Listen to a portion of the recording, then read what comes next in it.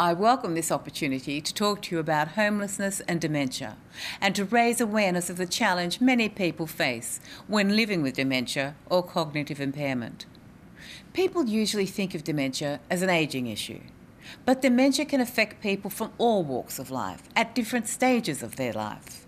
Alzheimer's Australia, through their program Your Brain Matters, is committed to helping people understand the importance of good brain health in their day-to-day life and the connection between dementia and other chronic diseases such as diabetes, heart disease and stroke.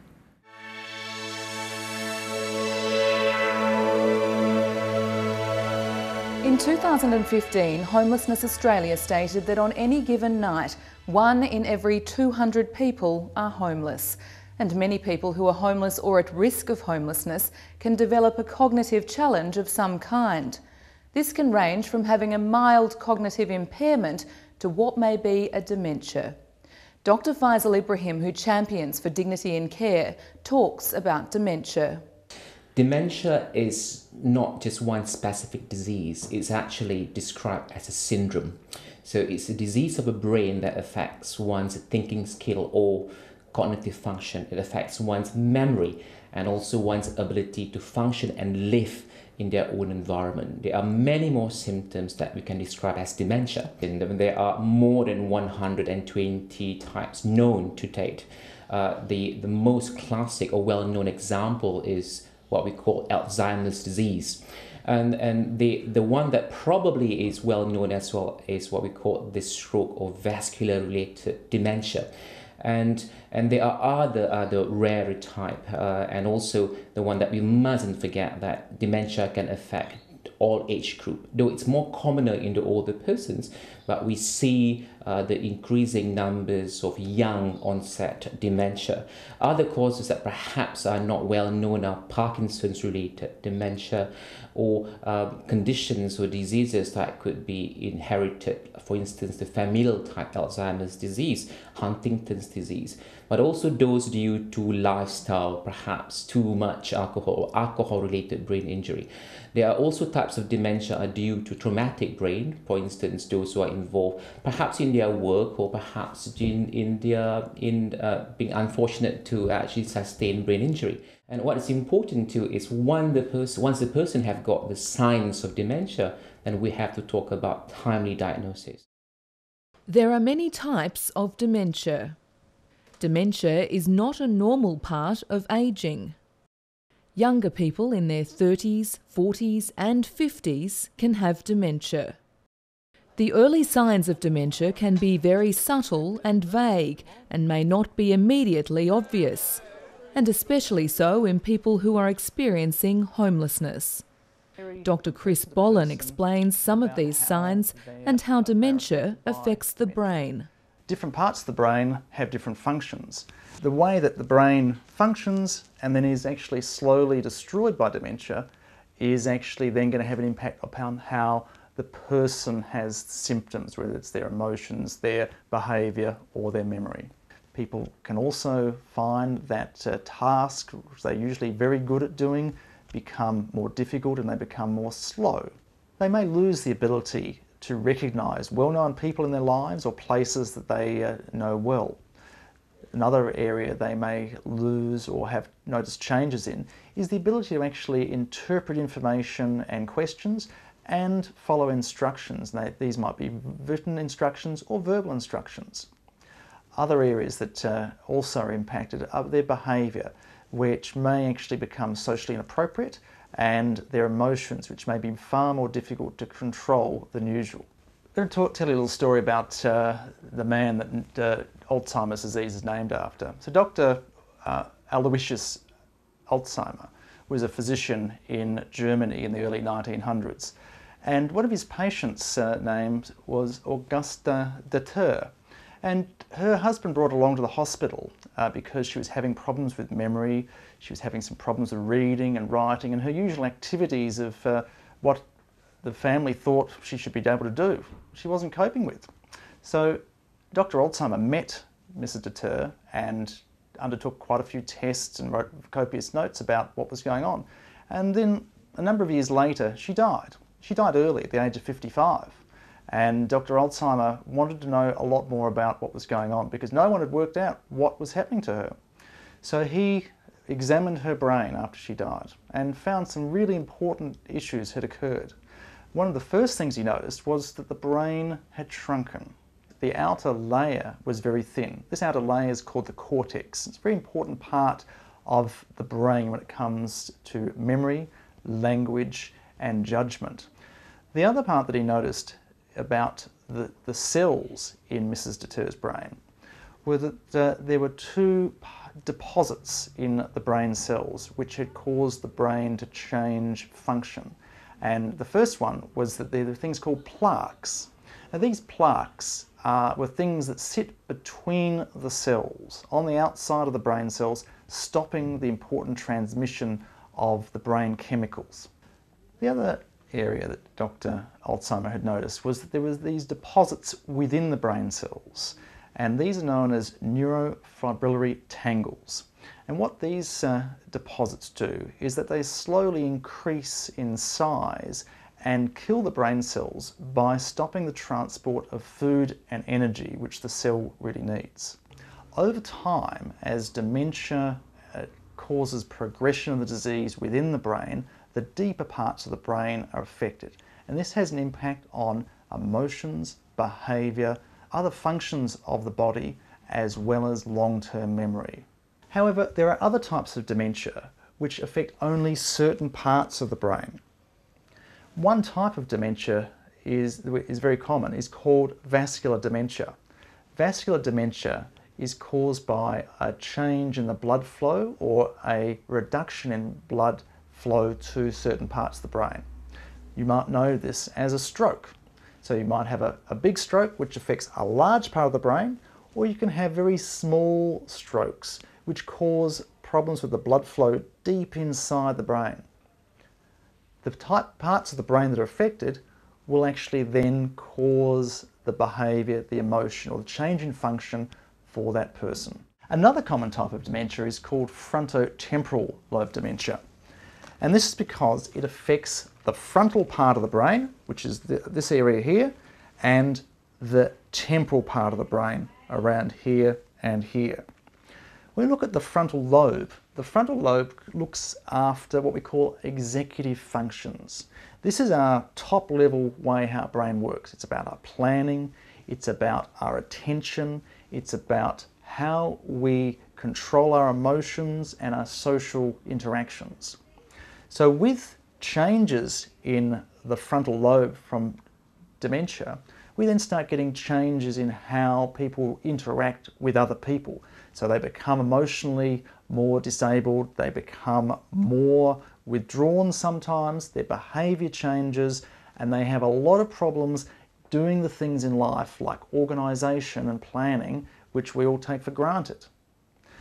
The temporal lobe is this side here. The temporal lobe is a really important part of our brain when it comes to the function of how our eyes and ears work. It's not about how we see things, it's how we interpret what we see, it's about what we interpret when we hear. And that's really important when it comes to language. So the type of dementia signs that occur in people with frontotemporal lobe dementia may then affect on their written and their language skills. In frontotemporal dementia, the loss of memory is actually a late sign compared to other types of dementia. It's very important for homeless people who may find that there have been some changes in their memory, their personality or their emotions, to go and get these things checked out. Because not everything is dementia, but it is important to go and see a GP and have a good checkup. The reason being is a correct diagnosis is incredibly important for your future. And the GP can do many simple tests to actually work out what's going on.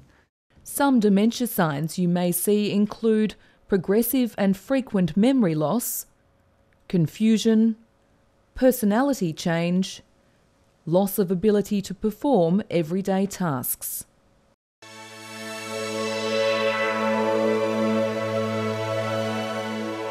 When most people think of the homeless, they picture the person who is sleeping rough or someone isolated from support and care, but that's not always the case.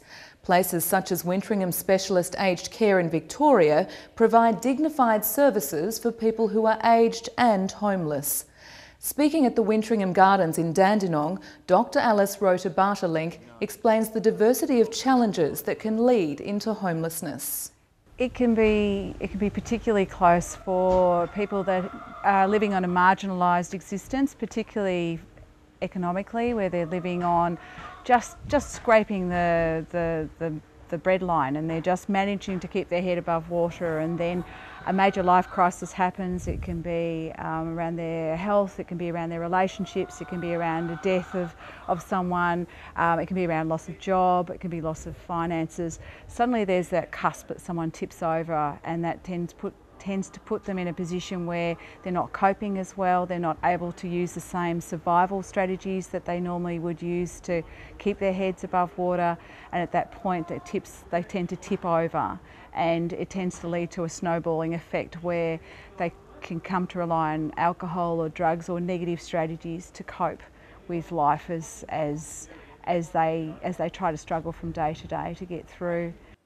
People who are homeless or at risk of homelessness fall across all age groups, gender diversity and individuality, and include those who are culturally and linguistically diverse, Aboriginal, gay, lesbian, bisexual, transgender and intersex. They also cross a wide range of locations. You know, the majority of people that we have who are homeless that come to our centre would be ranged between 40 to 60, which is pretty disturbing for Australia. You know, you think of that age group as being an age group that would sort of have their life sorted out and be looking to move into enjoying the later part of their lives. But, you know, many of these people are still struggling and have trauma and daily difficulties in their life. An interesting trend in the area, though, is that there is a growing number of older single women. Jenny Kent experienced homelessness in her 60s and came very close to living on the street. I was on the list for public housing, and there was a delay in the building of same, and my lease had run out in my city unit, and I had nowhere to go. I did what the kids call sofa surfing and went from a friend's house to another friend's house. I was going to be walking the streets with my tiny dog. Daunting. At 64, 65, never imagined it would happen. We have a lot of people come to our area to retire, etc. So they move away from their support systems, and if things don't go, don't end up the way they want in this area, then they really are at risk of being homeless. For people who are just in insecure housing through most of their lives, or much of their lives, it can just take one crisis, like something going wrong with their physical health, losing a job, for them to end up in that homeless sort of group. And sometimes there is a lack of respect and understanding around homelessness, coupled with a stereotypical view that it's all their own fault. Yeah, I think there's a real association between homelessness and undeserving, and particularly as someone gets older, because there's the perception that if someone's older, they should be wiser and they should have enough life strategies and coping, life experience that they can pull up on in order to enable them to cope and to get over a crisis and to survive and to prosper. And it seems to be emerging more that people are considered that's their life choice. But it's not a life choice, it's just a lack of other choices and support to be able to make a much more dignified lifestyle and to live a better, to live a more dignified life. Yeah. There are multiple causes of homelessness. For some people, alcohol or drugs can be part of their coping strategy. Increasing numbers of older people are seen in homelessness.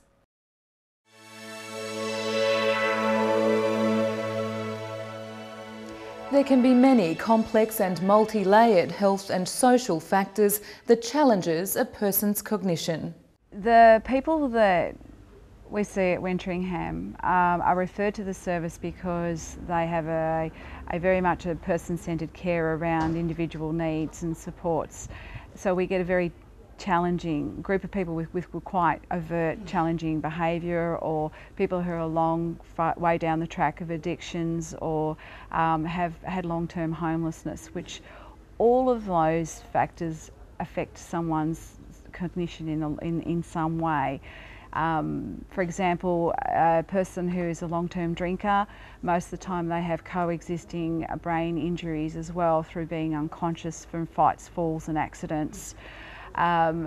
Most of the time these people also have an underlying mental health disorder, so that will also impact someone's behaviour and their way in which they interact. Then that doesn't preclude the person from developing an age-related dementia as well. Jenny not only faced being homeless, but also was helping a friend living with undiagnosed dementia. And I didn't have to be Einstein to see there was a problem. Now at that point I didn't realise it was Alzheimer's, and I don't know, I just knew that there was something terribly wrong. Going downhill fairly quickly. She was losing her purse a lot. I had friends in the city who were telling me that they would find her on a corner, not really knowing where she was. She had no money. She had a purse that was empty, and I queried her about her accommodation. I subsequently found out that her accommodation was total squalor. Things that used to make sense for them, or where they used to be able to manage the environment and manage their homeless situation, it starts to all become undone, and so it's quite difficult for them to manage. A lack of access to conventional medical services makes it exceptionally difficult for people experiencing homelessness who are living with a dementia to get the support and services they need at the time that they need them. To access medical services in a normal way is usually quite difficult, and they will then probably let small niggly aches and pains when we would normally go to the doctor, they would let them culminate to quite a significant illness or disease before they seek help, and then usually the help that they seek is through emergency services and crisis services. That is their inlet, that is their primary care, source of primary care. And then at that time, you know, those diseases have had their toll on that person and really had some real effects on their body systems and processes. So you see a lot of that sort of chronic illness being poorly managed and poorly treated. We're looking, as I said, at people that are transient often. You may not know where to find them. If you make appointments, how does someone in that situation necessarily keep an appointment? If something else has come up for them or other opportunities, that's not going to be a priority for them. We also know that people who are homeless and at risk of homelessness, they're concentrating, as we say, on their basic living, you know, so going to doctors, you know, talking about concerns that they might notice with their memories, that doesn't come to their mind, let alone the people around them. It's also often responding to someone in that situation needs to be an immediate response, because if someone, for example, attends a drop-in centre, the staff may notice some changes, but if that person, if they're not able to offer any follow-up or support for that person, they may not see that person again. People may not be aware of the dementia services and supports that they need. We see people that have deficits, and it may be in the way that they think or the way that they speak, and you know, just general body functioning as well. A lot of them come in and you know, they have a history of trauma and self-medication through either alcohol or drug use. And they say, well, we don't know. You know, we see people with mental health problems. What's the difference between that and dementia? It's very difficult to tell in those circumstances. You know, when you're first meeting a person, when you don't really know their background or their history, whether it's dementia or whether it's a mental health issue. Premature ageing is often seen in long-term homelessness, which is why people look and are physically older than their age suggests. People who are younger, who are on the streets, it takes a really big boost to pick them out of that homeless lifestyle. So eventually they will age, and they will age prematurely. Because of the life of hardship that they're having, they don't have the access to medical support. They don't have the access to food. They don't have the access to nice, you know, to nice warm shelter. that takes its toll on the body. Very much victims of violence and aggression and a lot of abuse. So you end up with sort of like a biological age and a chronological age, and so someone essentially becomes, 10 years older than their true age because of that hardship, which means that someone then at the age of 50 is at a point where they actually need to have aged care as opposed to the traditional 65. Research has identified several risk factors associated with dementia. While there are some risk factors you can't control, such as genetics or age, many risk factors can be managed through lifestyle changes or with appropriate medical treatments. A person's cognition can be affected by multiple factors, including brain injury due to alcohol, drugs or trauma, mental health, physical health such as heart disease, diabetes and HIV, nutritional deficiencies including vitamin B12 and folic acid.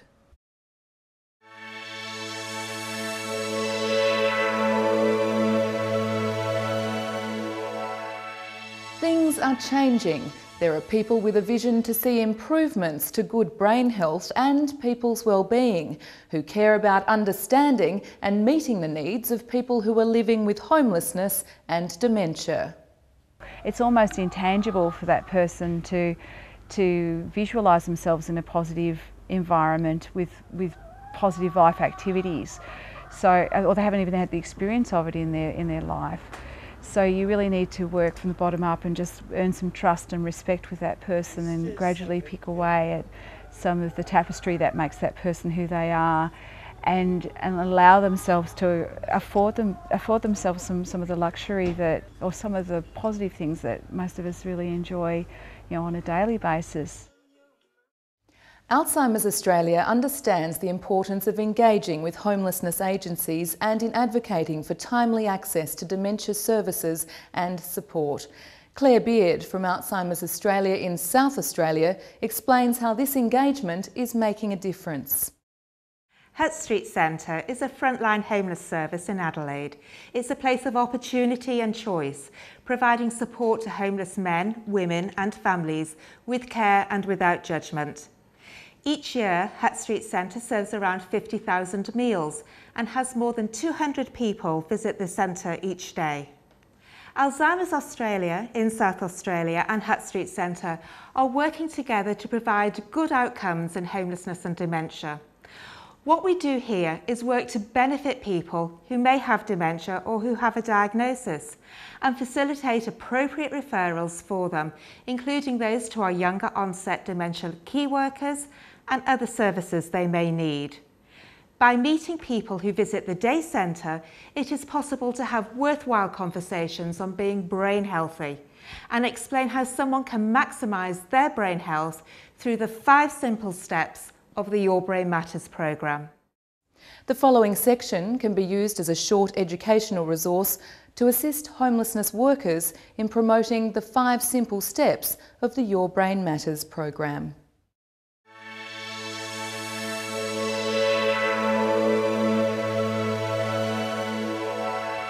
Step 1. Look after your heart, because what's good for your heart is good for your brain. It's important to prevent or control things which affect your heart's health, such as having high blood pressure, high cholesterol, type 2 diabetes and obesity. We encourage people to see a doctor if they're worried about this and have a medical checkup. Step number 2. Do some kind of physical activity, because this increases blood flow to the brain. It stimulates the growth of brain cells and the connections between them and is associated with larger brain volume, which is a good thing. We can all keep active by aiming to do between 2.5 and 5 hours of moderate exercise, such as brisk walking, over the course of a week. Step 3. Mentally challenge your brain. Evidence tells us that doing new tasks or activities helps keep our brain functioning well, and it helps develop new brain cells. This gives us more brain reserve or backup for when our brain health is under stress. Mental exercises may also protect against accumulation of the damaging proteins which we see with Alzheimer's disease. So we encourage people to take advantage of libraries and day centres where they can read a book, learn how to use a computer, or participate in a new activity that makes good use of their brain. Step 4. Follow a healthy diet. Places such as Hutt Street Centre work hard to provide nutritious and well-balanced meals, and that's important for our brain health. What you eat can affect your brain. Unfortunately, we know that a high intake of saturated fats and trans fats, often found in fast foods, pies, pastries, cakes and biscuits, are associated with an increased risk of dementia. It may not always be easy for people all of the time, but whenever possible, promote healthy food choices. Step number 5. Enjoy social activity. Keeping socially active is especially important for people who may have limited opportunity to chat and engage with others. Social participation has been found to have benefits for other health factors related to cognitive functioning, such as vascular condition and with emotion and depression. It is important for people to keep in touch with each other, to stop and chat, and to join some of the social programmes that are on offer at the day centres or the homelessness services. Your Brain Matters is an evidence-based programme for everybody, because being brain healthy is relevant to any age, whether you're young, you're old, or you're in between. For more information, visit www.yourbrainmatters.org.au. The numbers of people diagnosed with dementia increases every week. Currently, there are more than 332,000 people in Australia living with dementia. This number is predicted to rise by 1/3 over the next decade. It's also estimated that more than 24,000 younger people are living with dementia. At the same time, significant numbers of Australians are experiencing homelessness. These are people in vulnerable situations who face great challenges in accessing good brain health interventions and access to robust and appropriate dementia services and support at a time when they need it most. The link between dementia and the social causes of the health of homeless people are highlighted in this resource. I hope that this resource will assist you in the critical work that you do in making Australia a better place for everybody and in helping Alzheimer's Australia continue its fight against dementia.